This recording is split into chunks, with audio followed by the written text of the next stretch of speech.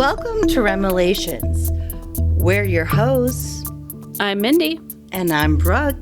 REMelations is a dream interpretation podcast where we read listeners' dreams from nightmares to the just plain bizarre. Join us as we give you our comedic interpretation of your fucked up REM cycle. This week, I'm sharing a dream from Katelyn about cocaine, cops, and the clinically insane. We also have catnaps, of course. They have to do with Renaissance fair inventions, chasing oneself, Mother Earth, and Breadstick cigars. Ooh. And stay around until the end, because if you were ever a child that had a sleepover, you probably played the game of Bloody Mary. We're going to get into what it is, the variations of it, and who it may be based on historically, or is it based on science? Let's get started, bestie. Woo!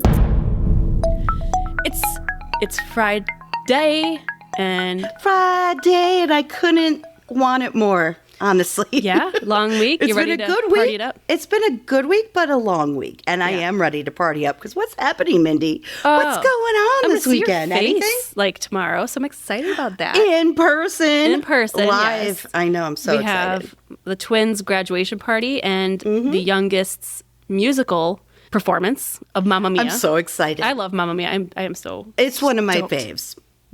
Every song in it, I'll probably cry. I'm very excited for both things. I am too. It's going to be fun. So they're all grown up, Mindy. They're all grown up. They're all. I know. But it's good. It's good. It'll be fun. Good. That's what you want, right? Family will be there. It'll be wonderful. It'll be awesome. Let's get into some dreams, because the besties don't care about my life here. They don't hear care dreams. about my work week. No. Well, I want to introduce everyone to a new bestie. Well, she's been a listener, but this is her first submission of a dream, and her name is Katelyn, and she's from Tampa. Well, hold on. How do you spell Katelyn? Okay, I'm glad you asked, because I like it. Okay. It's with a K, which first of all I prefer. Mm-hmm. And it's with a Y, which I prefer. So it's Katelyn. Love it. Katelyn, welcome, bestie. She's on top of it already. Yeah. Before she's even submitted a dream, her name... Before she even had a dream, probably. She had a great name. She had a great name. And Tampa sounds lovely. Oh, yeah. Okay, so Mindy, first I have to just give you a brief heads up about this one. Because my Virgo really set in. Because this dream is maybe a page and a quarter long. Okay, decent size. But my notes are 4 pages. Oh, boy. You got a lot to say. Well, there's so many symbols. Okay. So I just can't wait to kind of chit-chat with you about it. But let's just dive in. Please. Okay, so Katelyn starts very sweetly saying, "Hi, podcasters.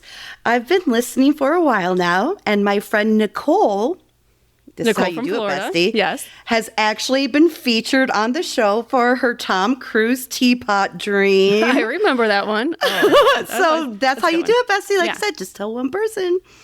And I finally have one of my weird dreams that I remember and can share. Awesome. So here we go. Just get ready.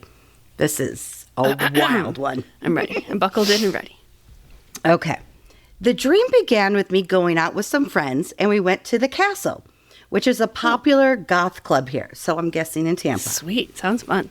Can I come? But it wasn't the Castle. It was actually the Ritz, which is another club here that's just down the street. Not the Ritz. The club. No, I know. I thought that when I first saw it, I'm like, oh, that's very different. She said, I only knew it was the Ritz because of the inside layout. Okay. And for whatever reason, we kept finding little dime bags of Coke everywhere. Oh, well, it's a club. What do you expect? Gonna happen. I don't know why they're laying around, though, and they're just picking them up. Yeah, but she says, so of course, we're swiping them all up. And she goes, don't ask me why. I've never done Coke. Your guess is as good as mine. Caitlin, I think you're just trying to pay for your evenings. Yeah, I mean, barter. Sell it to the line of people coming in. Yeah, be like, just stand by the front door and be like, drink, dime bag, drink, dime bag.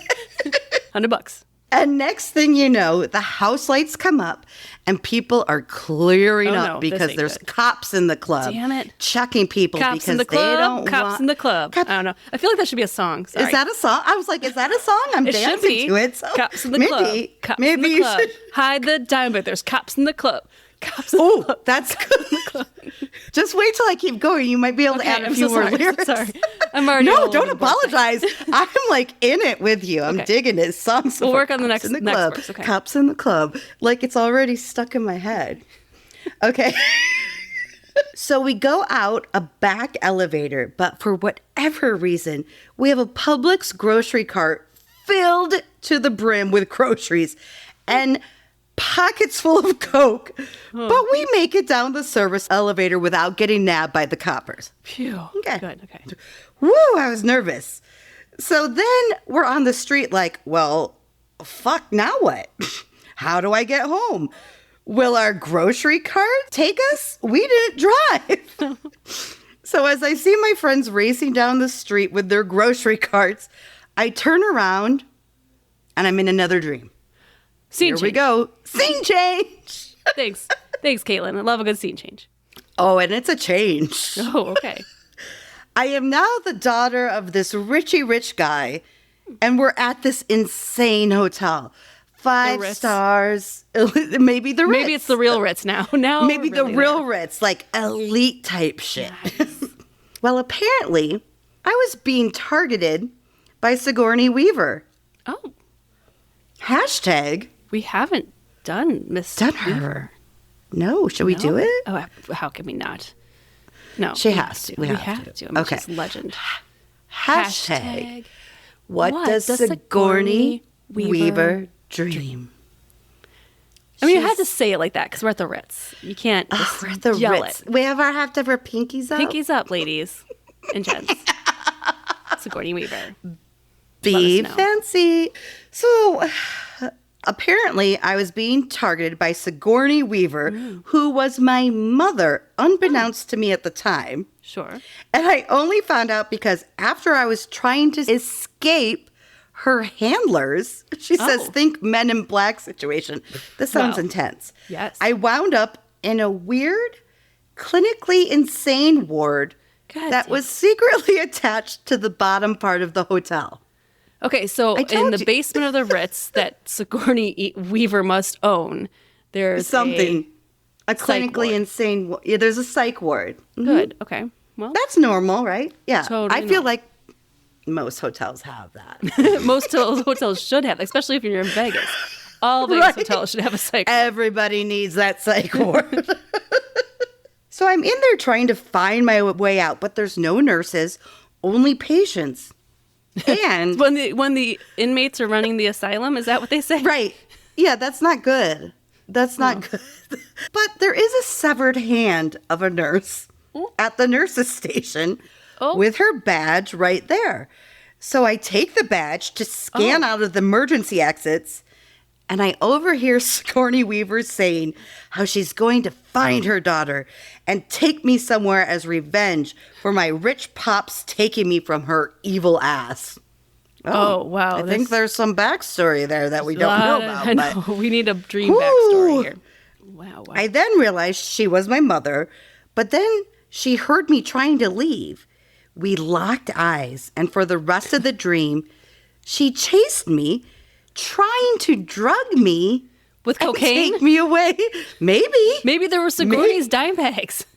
I don't think cocaine would be the best drug to use if you're trying to subdue someone. That's quite the opposite be a little effect. Agitated. Yeah. But to each their own. Then when I finally escaped, I wasn't this heiress anymore. Damn. And the people at the fancy hotel thought I was some drug addict that kept trying to get security to remove me.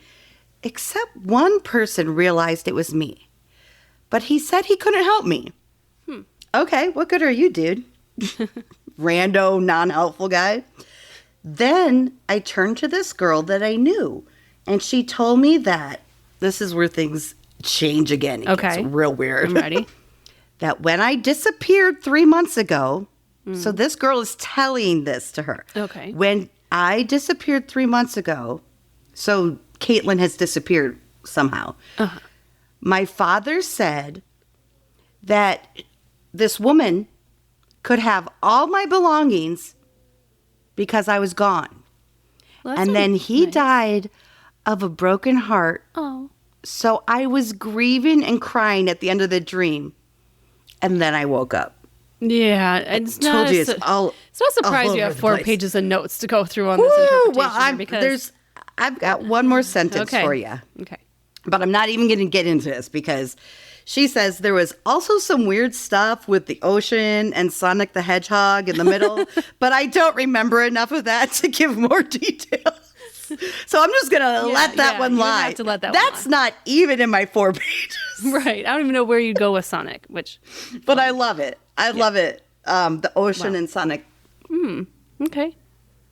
Well, it's no surprise, like I said, that you have 4 pages of notes here. Which is 4 times as long as the dream. Yeah.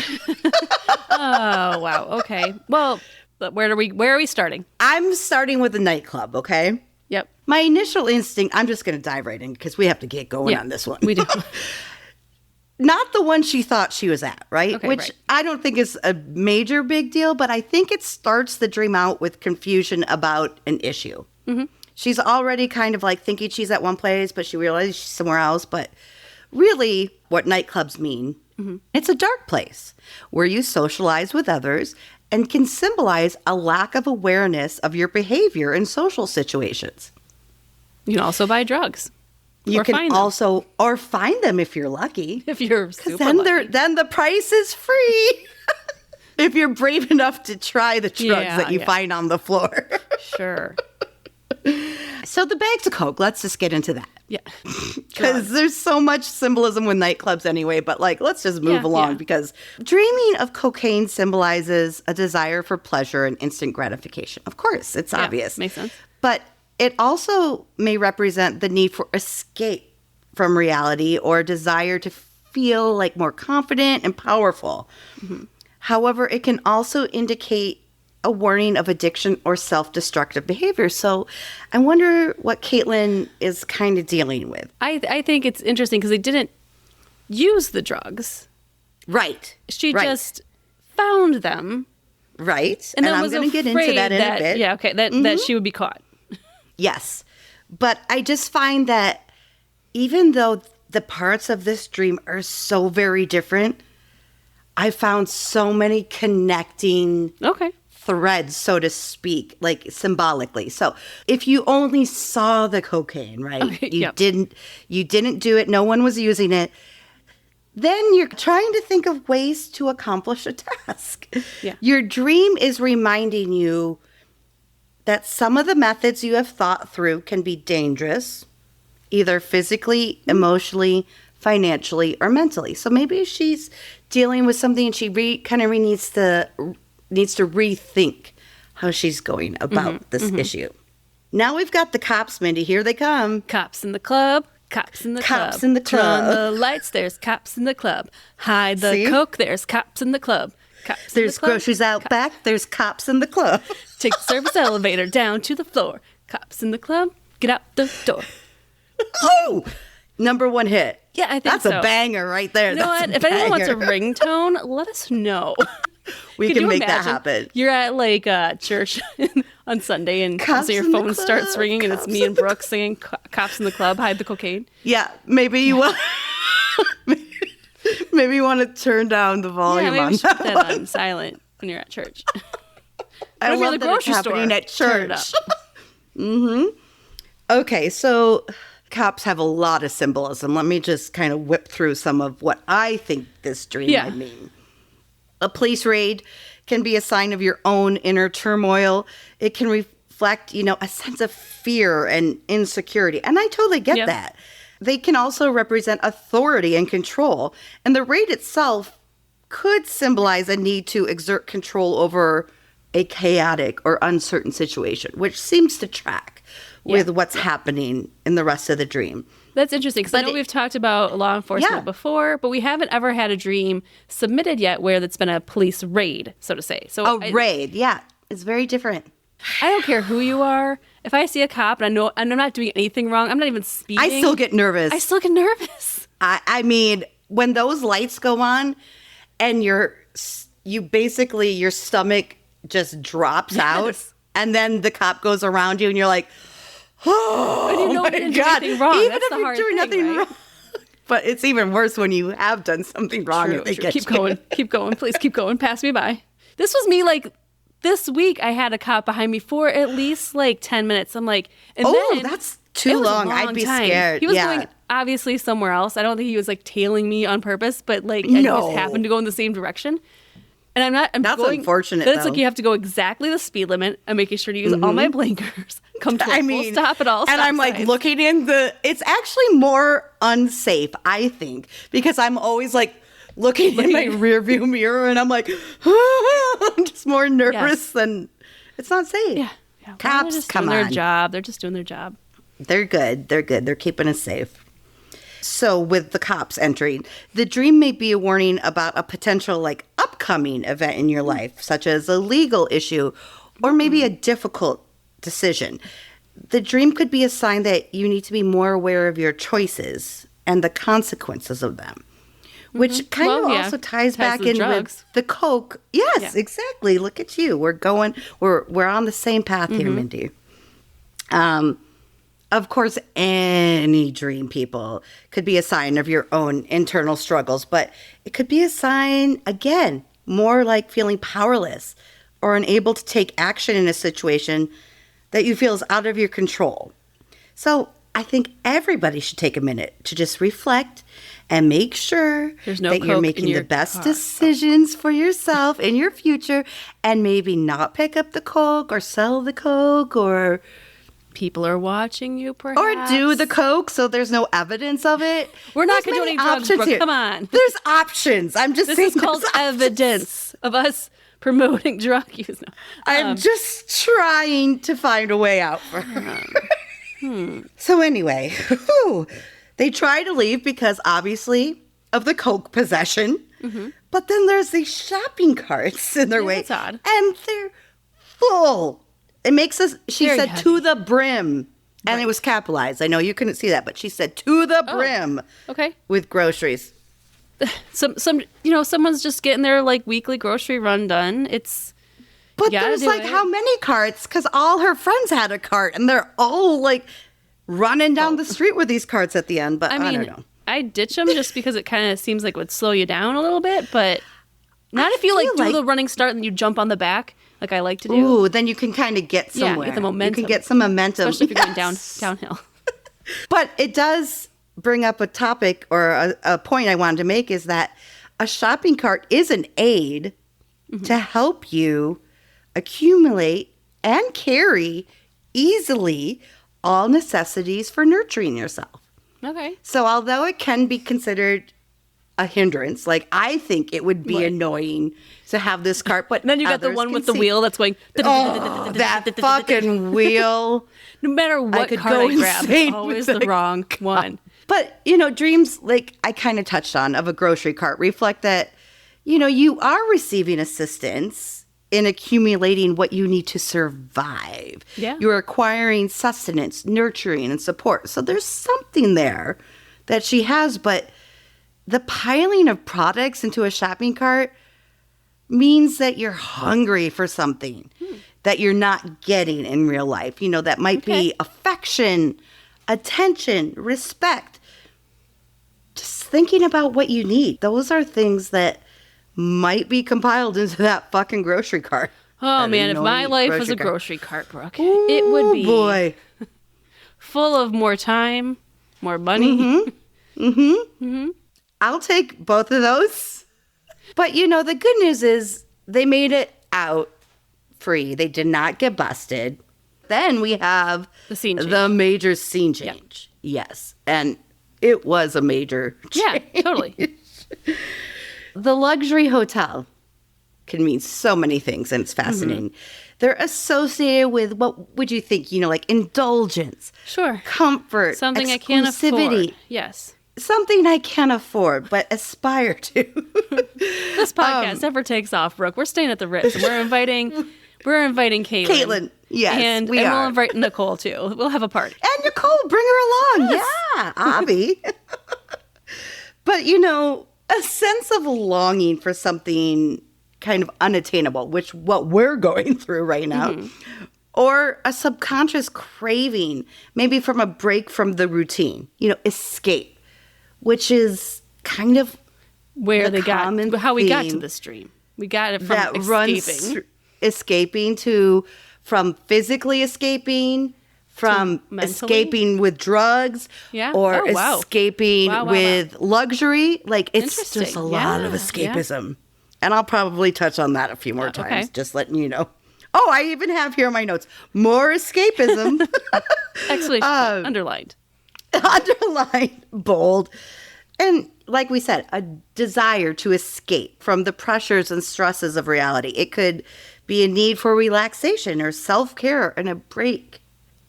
The thing that... And she's trying to escape Sigourney Weaver at some point. I do see where you're going with this, because I'm like, and escape the insane asylum. I see a lot of escapism. There's now you know where why this kept coming up. Mm-hmm. I mean, and it's all different forms. It's physically escaping, mentally escaping, chemically escaping, all these things. Okay. But more than that, like a hotel in general, even if we're not looking at like the general luxury hotel, a hotel in general can be representative of a person's psyche. I mean, just exploring every room could be, a different aspect of your personality. So it's kind of a journey of self-discovery and introspection as well. Mm-hmm. Oh, gosh. I got to tell you, I went through it when I was going. Page 10. Page 17. Sigourney Weaver. By the way, hashtag Sigourney Weaver, Miss Weaver. Yes, please. Let us know. Please and thank you. Yes. Love you. So it's her mother trying to kidnap her and even drug her. So more drugs. Yeah. Again, what you said, different reasons, but still drugs. So if we look at Sigourney Weaver, an amazing, wonderful, beautiful actress, but she's a badass. She's known to show her roles as like a man's equal. She fights for that equality, and she shows that she is like a protector of women's honor. She needs no man to validate her worth. She's just, she can portray it so well. Overall, agreed. That's how she comes off in a lot of her roles. Mm-hmm. And so the chances are maybe Katelyn just watched a Sigourney Weaver movie and it was fresh in her mind. Mm-hmm. Or maybe she does see Sigourney Weaver specifically as some sort of fighter, someone who is strong, and Sigourney Weaver in this dream definitely didn't need her rich ex-husband, this rich dad that Katelyn says. As long as you're getting the alimony, Sigourney. Yeah, I mean, if you're not remarried, you're good. Yeah, you're good. But she was still trying to capture her adult daughter and was referred to as evil. So I'm just really not sure this Sigourney Weaver thing is a good or bad symbol in the dream. Yeah. Or maybe not a symbol at all.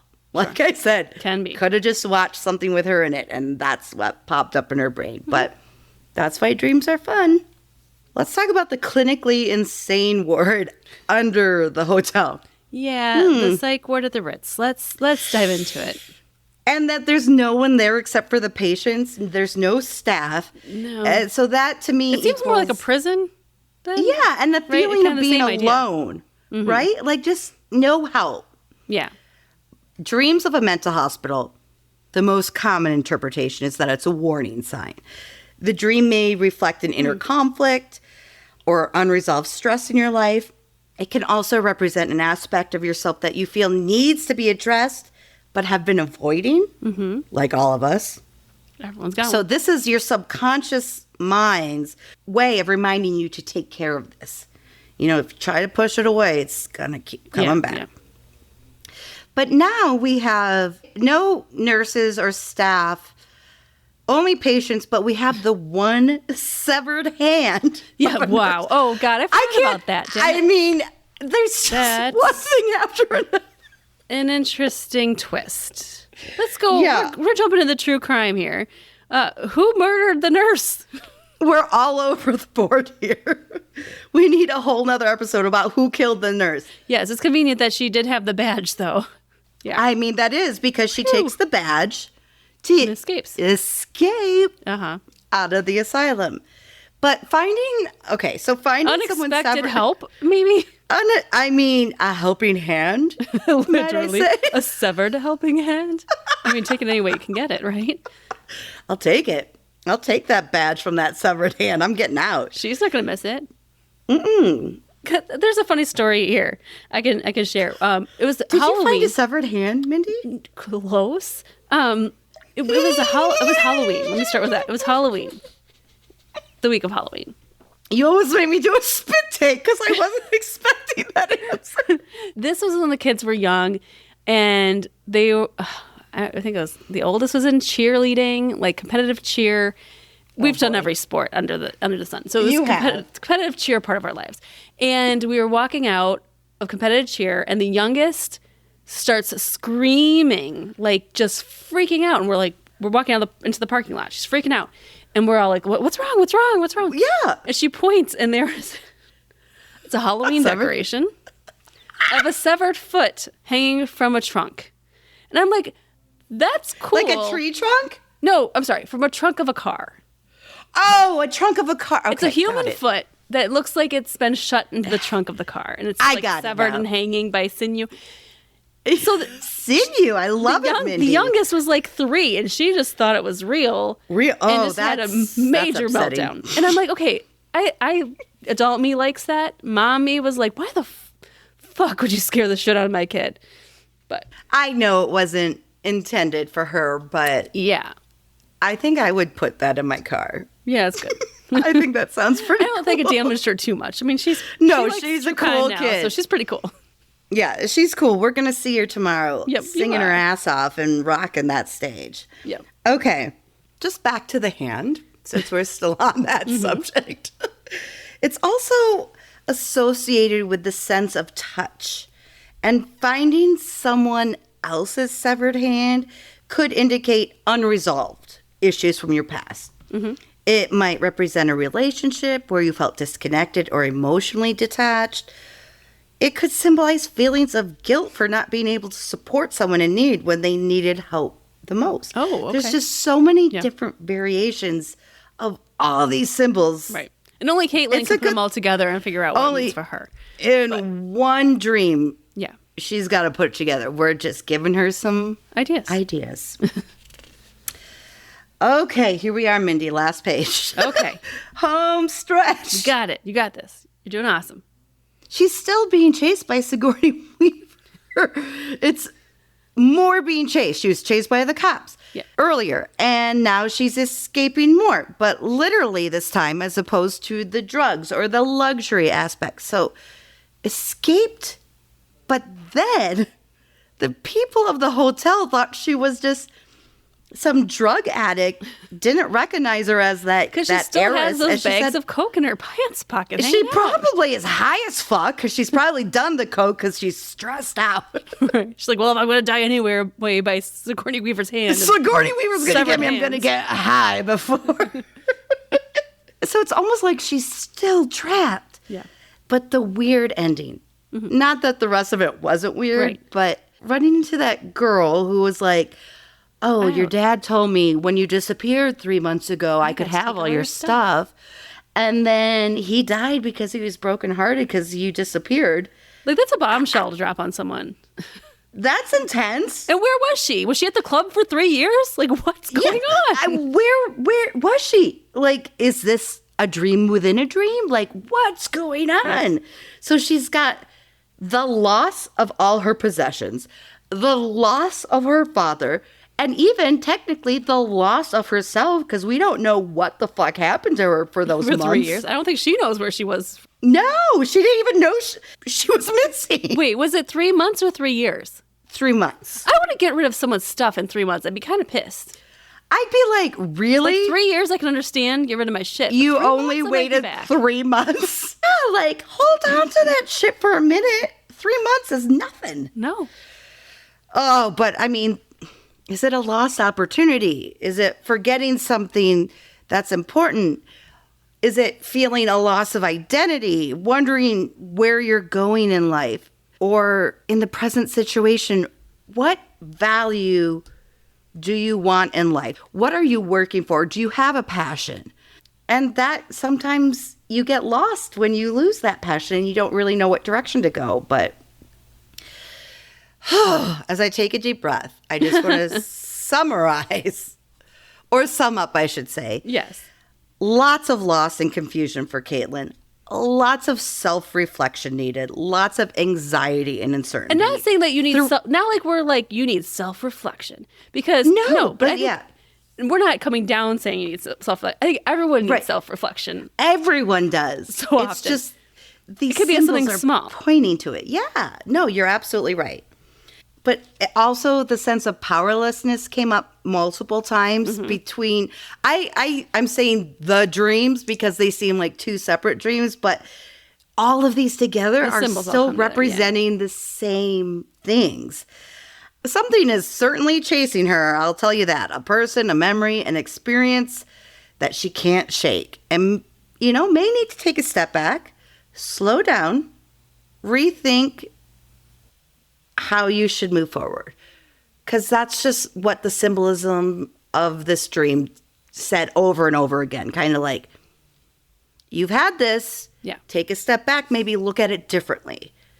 So, Katelyn, I think you're okay. You just got to maybe look at things in a different way. Absolutely. Wow. Great dream. Thank you, Katelyn, for sharing that. Yes. Woo! And, how was that? That was a lot. That was a lot. That might have been our longest one yet, but it was fantastic. You did a great job. Katelyn had a great dream. And thanks to Nicole for sharing our podcast. Yes, Katelyn. Nicole. Katelyn, thank you for sharing your dream. Bestie, if you want to support the show, the best way you can do that is go to REMelations.com/support. You can copy the link, and share it with a friend like Nicole did. You can join our Sleepover squad and get our behind-the-scene videos, extra dreams, and extra Mad Libs and fun stuff every month. Or you can just follow our socials. That's always a great way to keep connected with us. So again, REMelations.com/support. Mindy, you know I love cats. We know you know I love naps. You know what I love even more? Cat Nap cats. Naps. Oh, cat naps. naps. Nap cats. Nap It's cats. my favorite part of the show. Backwards day. It's opposite day. Catnaps is a part of our show where we read a bunch of short dreams, dream stories, maybe just a one-sentence dream that people have. We want to get you on the show. It's fun. It's exciting. So we're going to read through these kind of quickly. We're not going to do too much analysis, but we do promise to entertain. That's a guarantee. Sure hope so. Okay. Because if we're not, then don't waste your time. You can turn us off right now. If you like us. Go away right now because you're not going to like the rest of it if you don't. Okay, getting started with our Catnaps night. I have Steve from Philly. Ooh, Philly. Have you ever been to Philly? Nope. I've never been to the East Coast. I've never been to Philly other than either. like the Carolinas. Like not like that's upper Mindy. Northeast. That is the East Coast. Okay, the Northeast coast. I've never been to the Northeast part of the United States. Okay. Got it. He tells us, I had a dream I was going to make a ton of money. Ooh, I love this dream. I had a dream that I was at a Renaissance festival that my ex-wife and I used to go to 10 years ago. Oh. My friend was running a shop there, and I had a great idea for something we could make and sell in her shop that everyone was going to want. What is it? What is it? We would pour out red resin in a circle and lay a magic wand on top of it. So it looked like it was laying in a pool of blood. That was it. That was the whole idea. More appealing. And then I woke up. Steve! Why does that make it a selling item? Just because it looks like it's like all those gay gifts, like it looks like vomit, or it looks like like the vomit you put on someone's desk, or a piece of poo. It's just a wand with blood. It's a bloody wand. It's a bloody wand. You know that old chestnut? That old chestnut, the old bloody wand? What would you charge for a bloody wand? I mean, if you were to buy a bloody I'd pay $10 for it. $10? I'd pay $10 for it. It's got no magic. I'd have to see the presentation. Like, because he says it's a magic wand in blood, but like, what's the magic part? Mm-hmm. I'll give you $5 for just the wand. If you show me magic, I'll give you 10. Wow, you are only paying $10 for magic. You are a cheap ass. Mm-hmm. I am a cheap I'd ass. at least go $50 for magic. But I'll barter too. You know yeah, right. Barter something that I have. Before I jump into some of my dreams, I want to tell you that I just got into kind of a rabbit hole off BuzzFeed. Oh, boy. Okay. So I have to admit, these are not dreams that were submitted to us, but I read this BuzzFeed and it was so goddamn funny, and some of the dreams were so awesome. So I don't really have names or cities, but I wanted to read some of these because some of them are pretty short. So let me just start with like a couple short ones. And the first one I'm going to start with is another Mr. Ryan Reynolds dream. Okay, back again. Shocking. Here we are again. I met Ryan Reynolds and told him he was my idol. Okay. He kissed me on the forehead and whispered, "You look like a fucking badger." Oh. And walked away. Oh. That's a bummer. That's a bummer. But why kiss her on the head? Like, maybe he likes badgers, though. Maybe it's a compliment. A badger might be a compliment in some people's. In Ryan's mind, he's like, she's hot. In Ryan's mind, a badger is hot as shit. As fuck. I'm just going to read another one real quick because that was like, one sentence. Last night, I had a dream that I met Mother Earth. Oh, beautiful. And if you were wondering what she looks like, it's Dwayne "The Rock" Johnson in a flowy white sundress.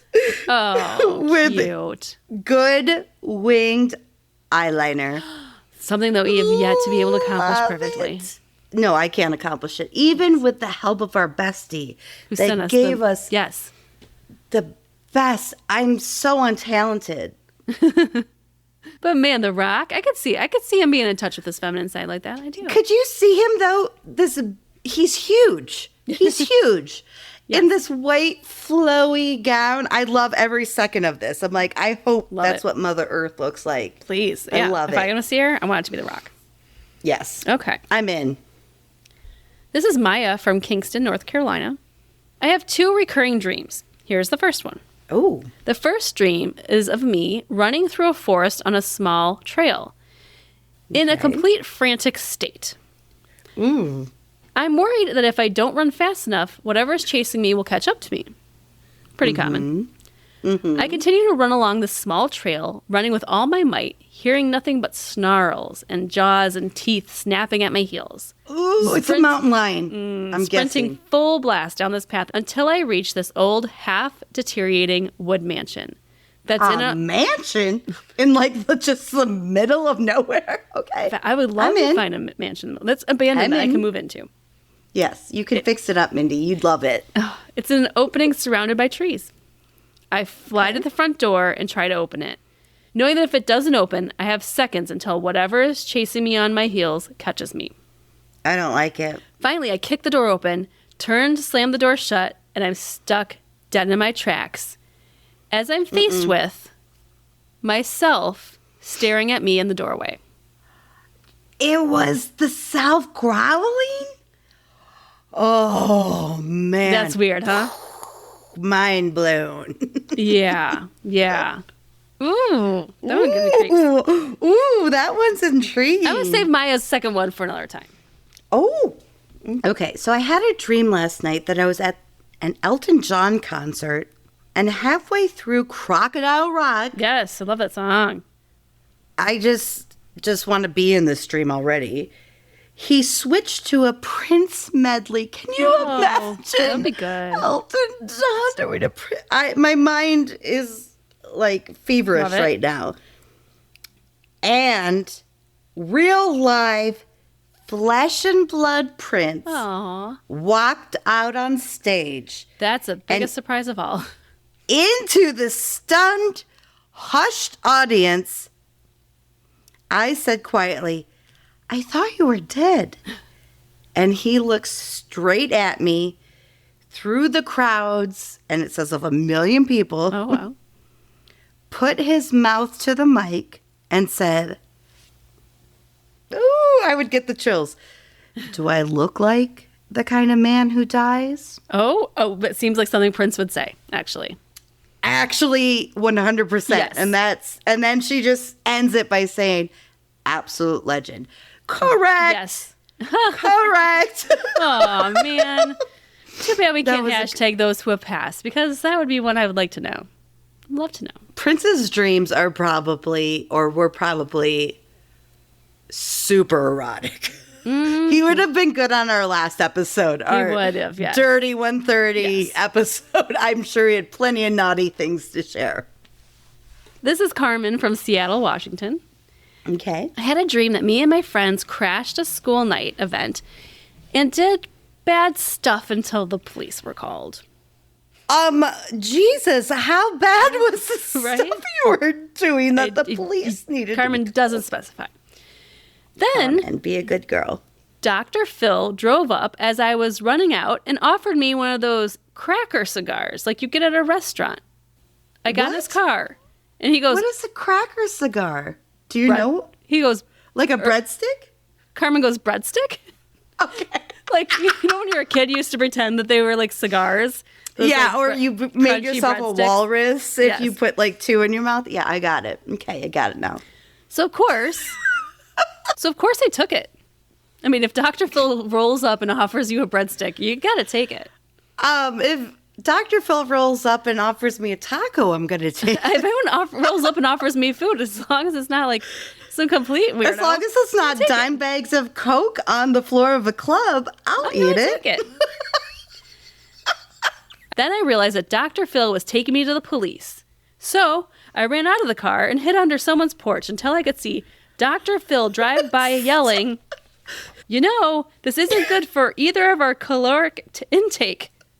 Well, he had the cracker cigar in his mouth like a mobster. Fuck you, calories. I'm gonna fucking smoke my breadstick and enjoy it. Don't worry about the lung cancer. All you have to worry is about the carbs. The carbs.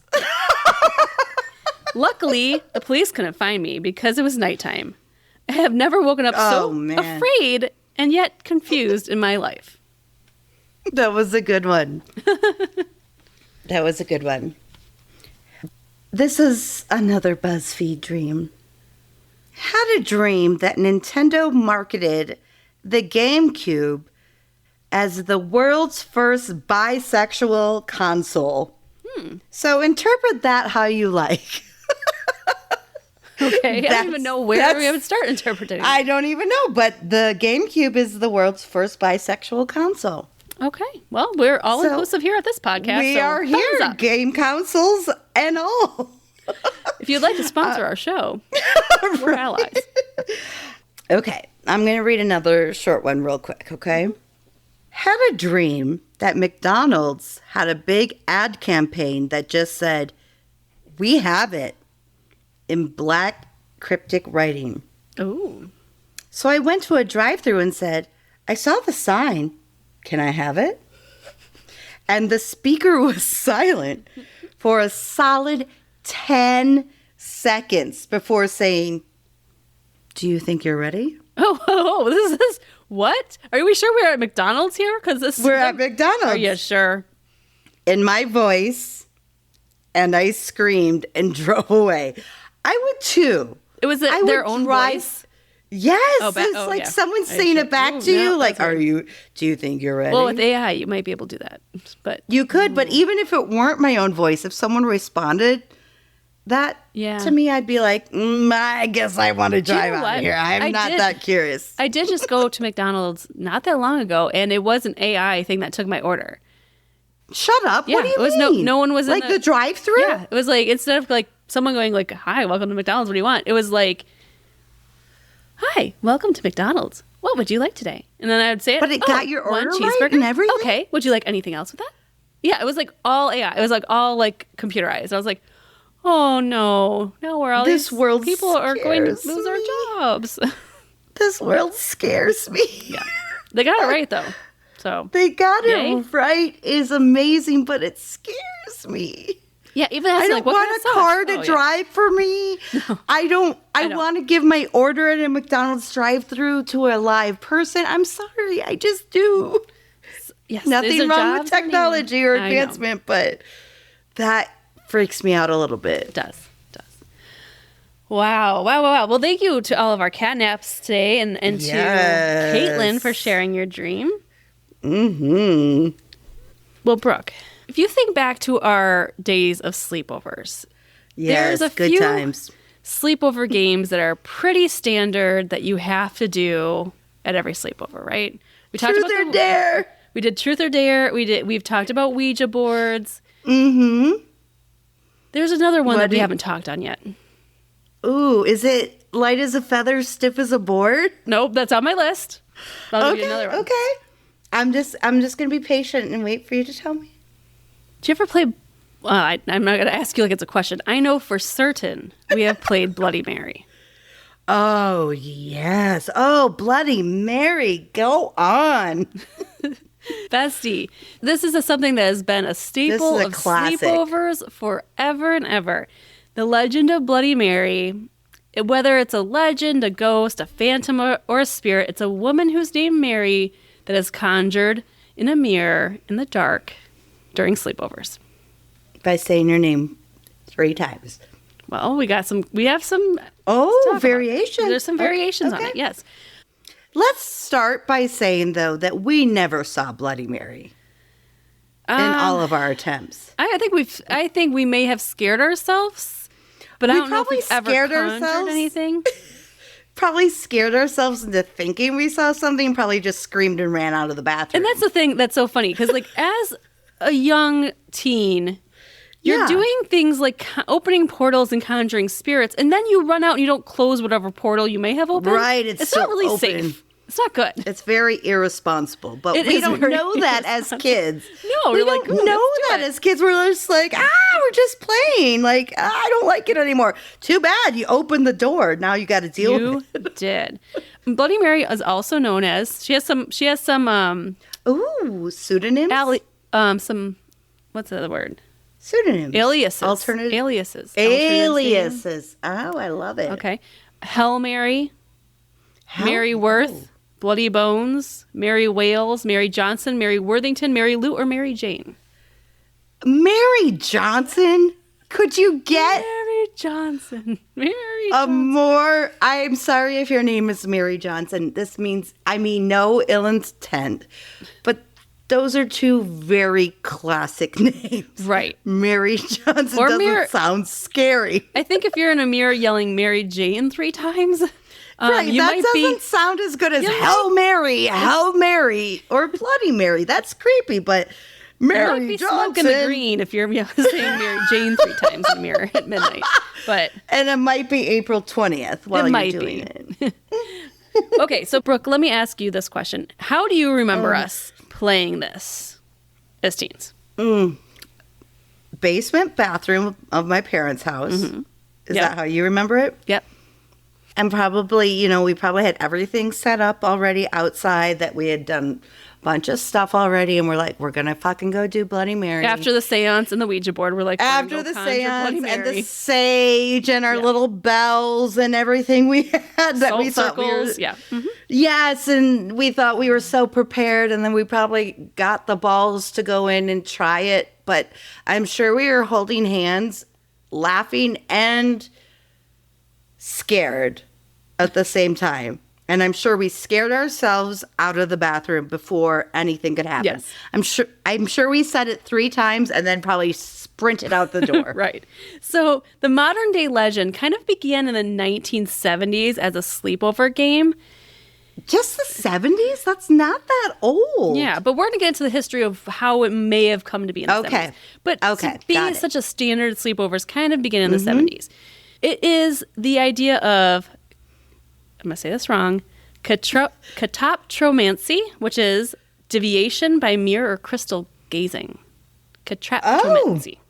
Is that what a mirror is considered? Because It's that's like when not a you crystal. gaze into something. Yeah, a mirror is considered it. Okay. And it's a chant that is repeated. Done. And so We these did are it. things that are like pretty common throughout all people's Bloody Mary experiences. Yes. It's a chant. Okay. You repeatedly chant her name into a mirror. The mirror must be placed in a dimly lit room. And Bloody Mary appears in a bloody dress. Like, that's the standards, right? I'm sure we told ourselves we saw it. Right? Oh, went to school the next day telling everyone we saw Bloody Mary. There are some variations of this game, however. Some people say you can do it in a group, where others claim you have to do it alone. I have heard the you have to do it alone one before. I don't know if I'd want to do it alone, but maybe. Even to this day, even though I don't necessarily, I do believe in certain things, but I still probably wouldn't do it by myself. Well, we I have would be too tomorrow. What are you scared. doing tomorrow night, Brooke? You're sleeping here? Tomorrow I think we have night, to give it a try. I'm sleeping at your house and we're conjuring Bloody Mary. Damn right we are. Mary Johnson. Mary Johnson. Conjuring Mary Johnson. Mary Johnson to the mirror, please. Mary Johnson to the mirror, please. Mary Johnson to the mirror, please. Also, some variations of this. Some people say it has to be a completely dark room or dimly lit versus candlelit. So some say it has to be candlelit. So there's some differences on how many times you have to repeat her name. I always knew it as 3 times. I did too. But some people say you have to say it 13 times. That's absurd. I know, my voice sounds sore already. I mean, that's too much work. I know we talk as podcasters, but like, I can't possibly say Bloody Mary 13 times. Well, you certainly cannot say it 13 times without laughing. We know that for certain. No, and you probably have to be serious while you're doing it. And she's probably not going to appreciate your laughing.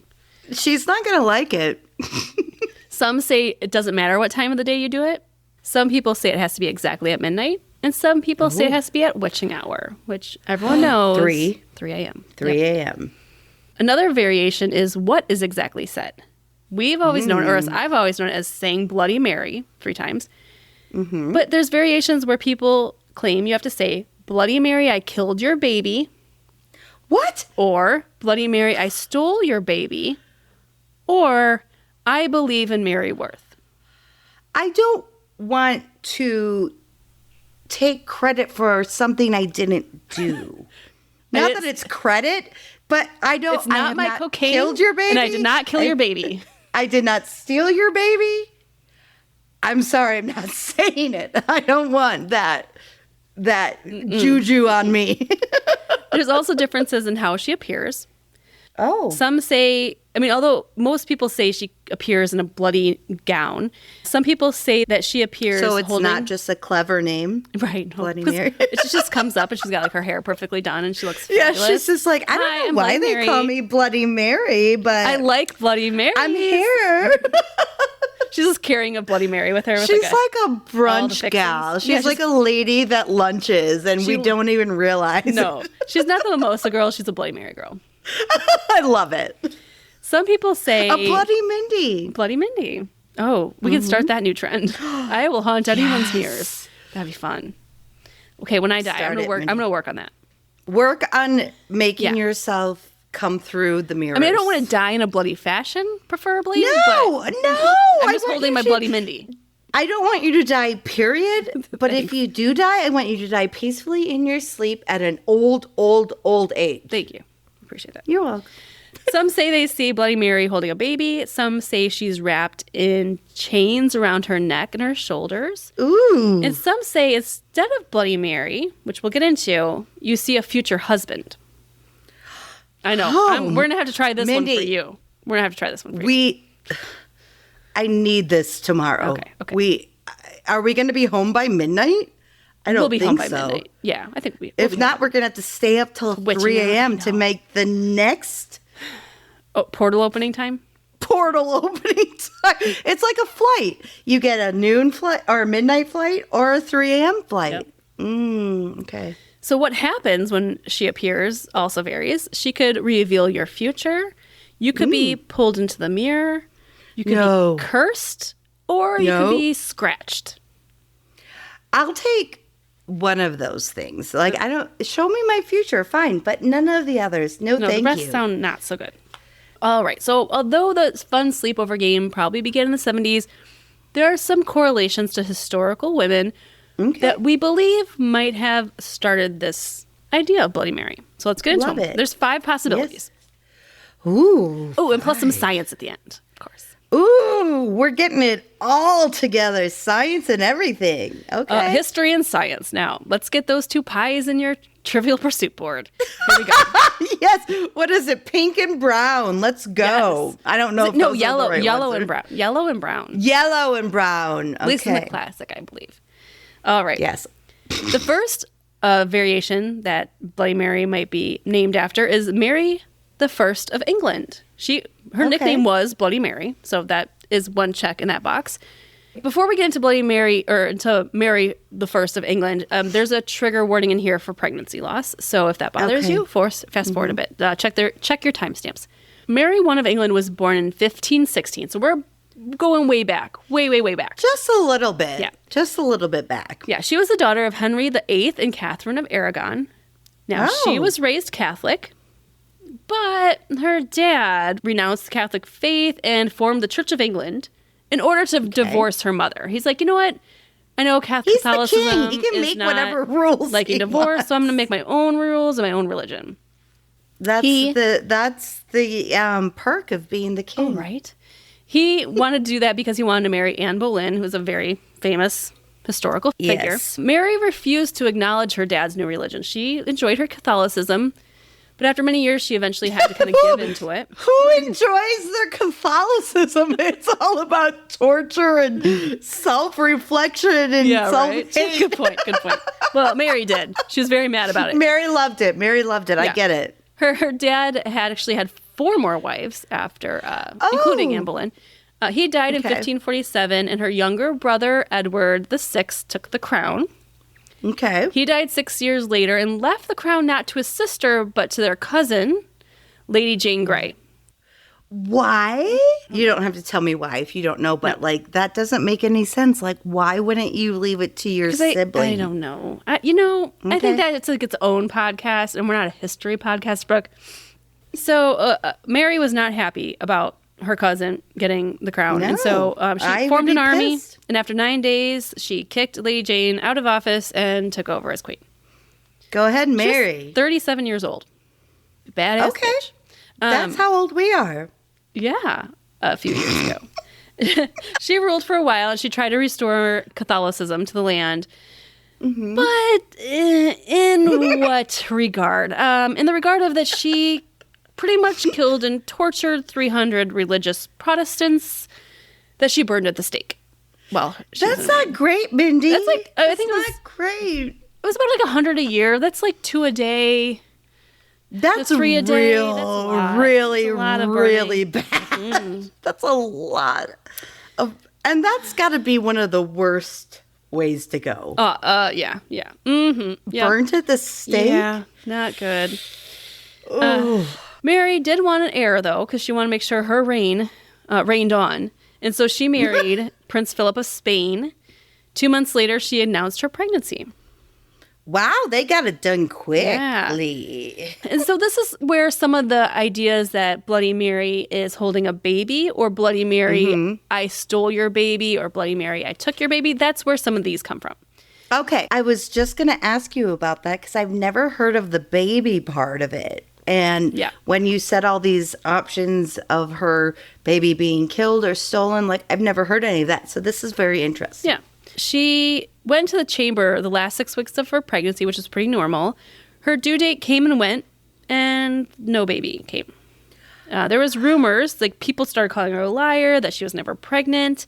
The doctors actually waited an additional 3 months, thinking maybe the timing was off and the baby would still come in. 3 months? Yeah, no, still no baby. I'm sorry. Even in medieval times, I feel like you would know right. how far, at least an idea. You can't feel the baby 3 months off. Yeah, there's a lot to unpack here. Yeah. Some people say that today it would seem like it was a miscarriage. There were some witnesses that said that she had a stillborn. None of this is great, though. No. Years later, she became pregnant again, she thought, when her stomach started swelling, but later died of what we think is ovarian cancer. Oh, my God. This is now this childhood, thing, and now it's heartbreaking. Yeah, no, we're not happy with her. I mean, she did murder many people. She's not a good person, but it's any person that loses a child, I have some sympathy for. Oh, but I'm conflicted, Mindy. Okay, so that's Mary the First of England. Next, we're going to talk about our second candidate for our possibilities is Mary, Queen of Scots. She was only 6. She's the one. I have a feeling. She's the one. We'll see. She was born in 1542. She is actually Mary the First's cousin. So the same time. It all makes sense now. Mary, Queen of Scots, was 6 days old when she inherited the throne when her dad died. That's pretty young. That's a lot of responsibility for a 6-day-old.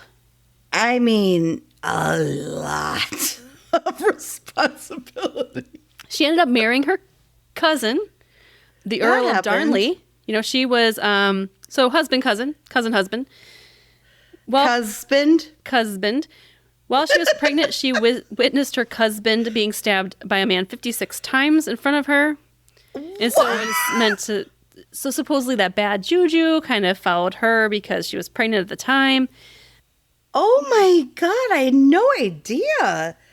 Jesus. Many thought it was actually Mary that hired this man to stab her husband, but was never proven. But she was one of the main suspects. But also, not only was she the main suspect, always is, though. But she also married the other main suspect, so... Oh, Mary, no. Mary, no. Bad girl. That's never going to get past Keith Morrison. No. She ran to Queen Mary of England for protection, and her cousin threw her in jail for 18 years and pretty much said, no, fuck you. You're not wanted here. And... after finding supposed letters overthrowing Mary I, Mary, Queen of Scots, was sentenced to death by beheading. Oh my God. This is like a lot better than a Real Housewives. Bravo. This is Bravo 15th century. 1500s. Yeah. They took her for the beheading, and it actually took 3 attempts to complete that. Wait a minute. Whoa. What? Yeah. So hence the Bloody Mary. Now in this story, they think it might be this Mary because it took the executioner 3 times to chop off her head. That's horrifying. It should take 1 chop. That executioner should have been fired. That was not a good executioner. That blade was not sharp enough. Sharpen that blade. Supposedly the last time when it was successful, he grabbed her head, hold it up to say, God save the queen. But that's when, supposedly, Mary's short gray hair had fell to the floor and he was left holding her wig. So she was like wearing a red ginger wig. Okay, so how old was she? She was old and gray, but she wore a wig. Yeah. Which, God again, bless. Great Bravo show. God bless. I'm all in right now. I'm like, who is your makeup artist? Who is your stylist? I need to know, Mary. Bloody Mary's head. Yeah. Bloody Mary, please tell me who's your stylist. All right, on to number 3. We have Elizabeth of Bathory.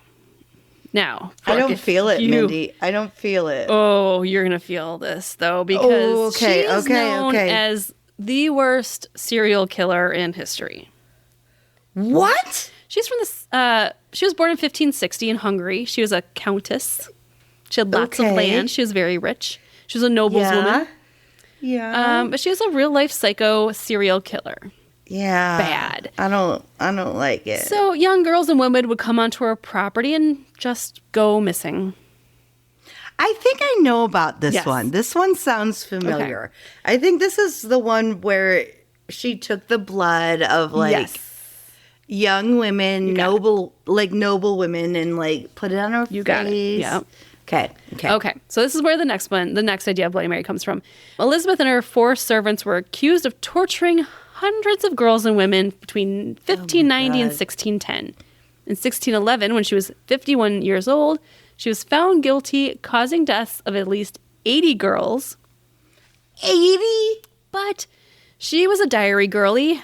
wondering if she was a Virgo because she had in a diary and notes and letters 650 different accounts of victims. I mean, Gee, Mindy, I hate to say it, but she had to be a Virgo. She had to be a Virgo. I mean, there are a lot of serial killers who are Virgos. I understand that. Oh my God, she had to be a Virgo. I feel ashamed, but she had to be. Can you think of how long that would even take you to journal 650 deaths? It's exhausting. In medieval times. Because you got a quill and ink. You have a quill and ink? And you have to... Oh my God. Yeah. Oh, this is horrifying. Okay, it's even more horrifying because I'm going to tell you a little bit of what she did to her victims. Okay. Tortured, burned, mutilated with scissors, sewing lips shut, supposed cannibalism, stabbing with needles, and even her own teeth marks were found on the bodies. Just an average Tuesday for me. Yeah, real fun. After being convicted of at least these 80 girls, she was convicted of 4 years of life of house arrest in her castle. 4 years of house arrest? Just house in a castle. In a castle. In a castle. Awful. Of 80 murders, but probably more like 300. Yeah. I'll take 4 years in a castle. Years later, that's insane. It's insane. Years later, it was rumored that she had bathed in their blood to keep her youthful appearance. She had been accused of cannibalism and vampirism, and some say that she actually inspired the story of Dracula. Dracula, yeah. Some say, though, she was a victim herself because her husband, she was kind of set up because her husband owed the king a large amount of debt.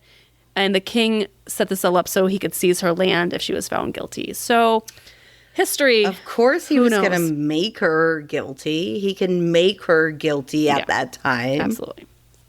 Yeah, lots of rumors on that one. Next one, we have Mary Bloodsworth, also been known as Mary Worthington or Mary Worth. This is now the late 1600s in Massachusetts. Oh, wow. Okay. We jumped across the pond. Yeah, 100 years later. In Massachusetts. What are we talking here? What's going on? That's a colony. Yeah. And what's going on with women in the Massachusetts in the 1600s? Witches! You got it. Witches. So Miss Mary Bloodsworth Worthington Worth, she lived in a tiny forest village in Massachusetts. She was known as being a very beautiful woman. She made a living selling herbs and herb remedies. And so because she was beautiful and liked herbs, she was automatically labeled a witch. Mindy, you're beautiful. Are you a witch? I like herbs. I mean, I am growing cilantro right now. And my God, you're a witch. I know. Burn me. You're growing cilantro? And sage. You're a witch. I know. And sage? Well, that's easy. You're a double witch. I'm a double witch.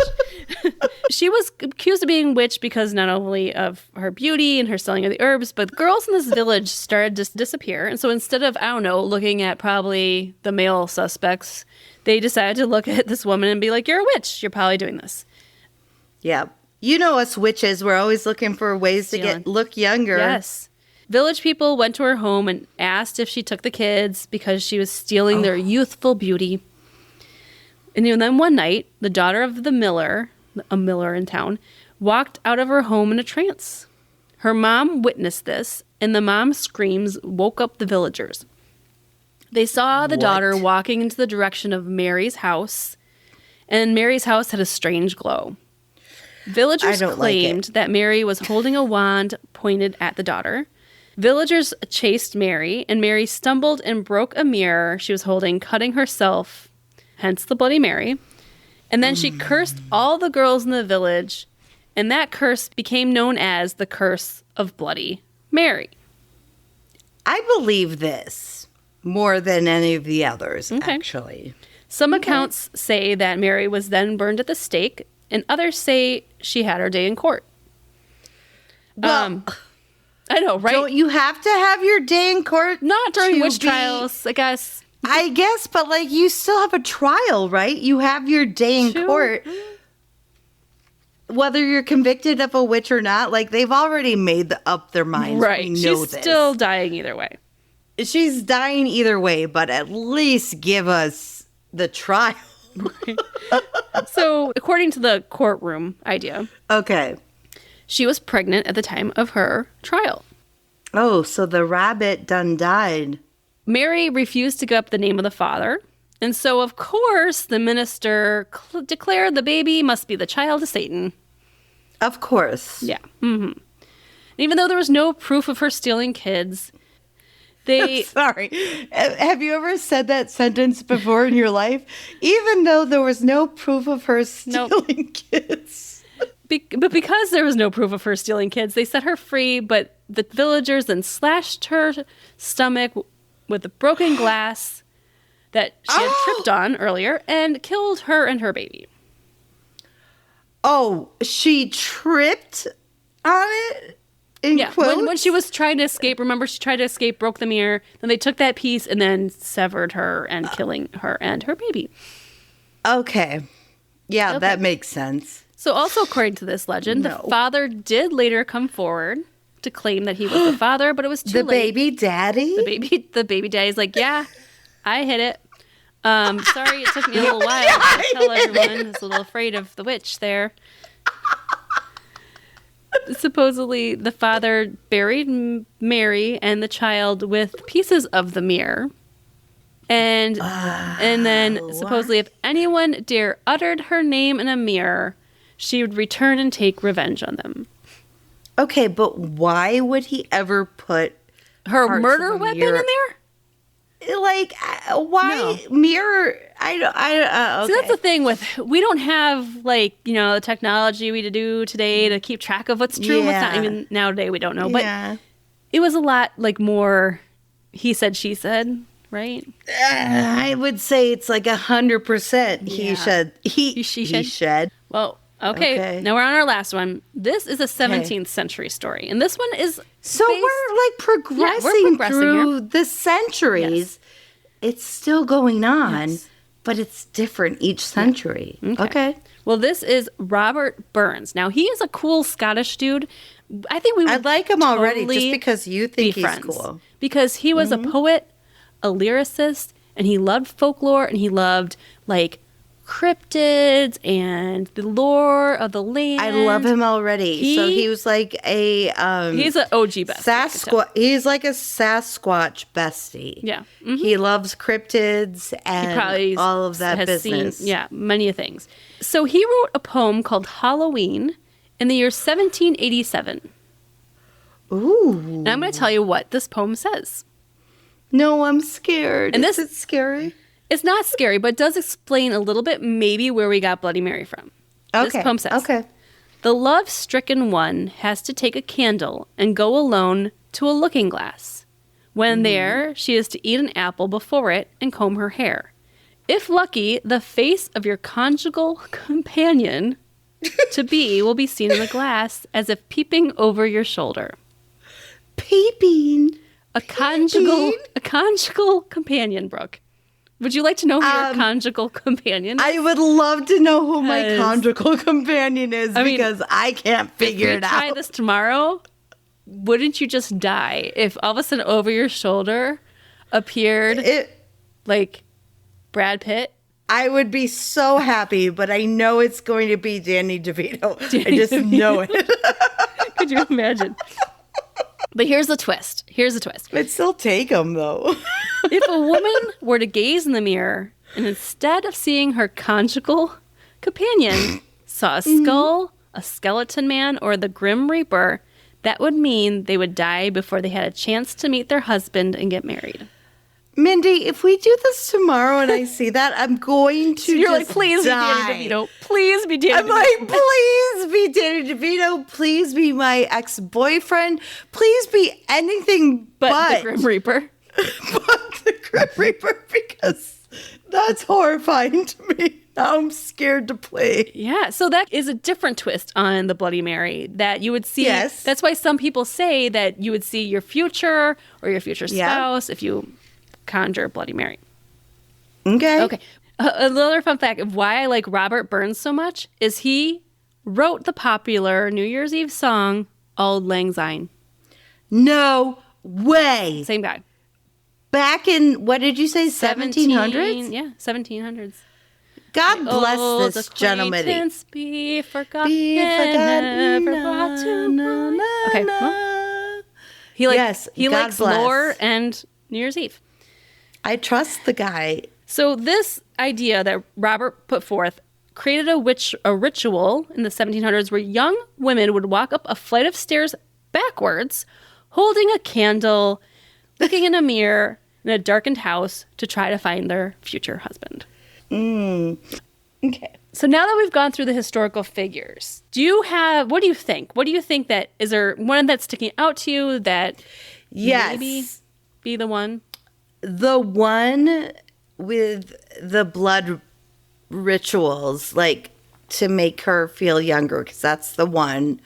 So you're talking Elizabeth of Bathory. I think it was the third Elizabeth one we Bathory. about. Yeah. Even though her name's not Mary, which kind of but I still believe that's the lore. Yeah. Okay. Well, now that we know. What do you think? I'm going to go with the science. You ready? Oh. Here we go. Yes, I'm ready. Here is the scientific explanation of what might be going on. Okay. So staring in a mirror in a dimly lit room for a long period of time can cause one to hallucinate. No, come on. Without any like additional substances in your body? Yes, there's scientific proof of this. Facial features appear to melt, distort, disappear, and rotate. There was this cool guy named Giovanni Caputo. His name's Giovanni, so that's automatically cool. He's from the University of Urbano. He studied this eye-to-eye gazing. So what he did is he set up this scientific experiment where he would put people in a dark room with, I believe, a mirror. I didn't go too far down this because it was already long enough. I believe they were staring at themselves in a mirror at a table. So they're sitting across from their reflection. Mm-hmm. For a long period of time, he would ask them to look in the mirror and see what would happen. I think it was up anywhere between 50 and 70% of people experience some face distortion of the reflection. Wow, it's like you're on shrooms and they tell you never look at yourself in the mirror when you're on acid or shrooms because you'll lose your mind. I'm sure you would.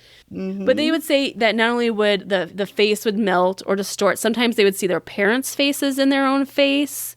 It's a concept that's called strange face illusion. It's a consequence of dissociative identity effect. It causes the brain's facial recognition systems to misfire. I get that. So when we look at our face in the mirror, we're never looking at our whole face at the same time. Our eyes will go to our eyebrows, and then our nose, and then our ear, and then our mouth. And so we piece things together. And compartmentalize. Yes. And so when we look in the mirror for a long time, especially in a dark lit room, it's believed that our brain is trying to fill in spots. It's not all seeing at the same time, especially when it's dark. So it will make your ear not look like your ear, like it's melting, because your brain can't, it's misfiring trying to figure out what your face looks like. So there are some scientific studies that say, it can happen when you're sitting in a dark room. Your brain just misfires facial recognition systems. The other idea is this effect called Troxler's fading, which is an optical illusion. And you can check this online. Like I'm going to put some links in the show notes because it really is fascinating. It affects your visual perception where if you're fixated on a point, the rest of things around it will disappear. So say if I'm only looking in my at my eyes in the mirror, your ears, your nose, and your mouth will start to distort. They'll start to fade away and disappear. It's like taking a picture on your iPhone in portrait mode. Almost. The next one is called apophenia. It's a tendency to... that's the Apple one. Yeah, sure. It's a tendency to perceive meaningful connections between unrelated things. So you start to see faces in inanimate objects. It's like the idea of seeing Jesus's face in a water stain.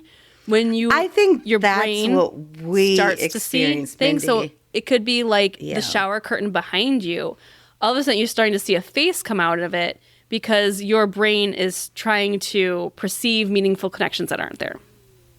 Got it. The last one is fascinating. Hypnosis, because you're repeating things in a chant-like state that you begin to hypnosize. You hypnosis. I don't know. Hypnosis? I don't know what the plural is. Yes, that's what you do. Yes, let's just say hypnotize yourself. I don't know. I'm more on the scientific side because there's some research on this one, although I do love the idea of a spooky 15th century bitch coming back. But with a fiery force, she's coming back.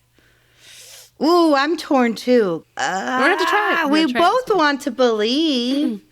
We do. But this one's tricky. Yeah, yes. I get you.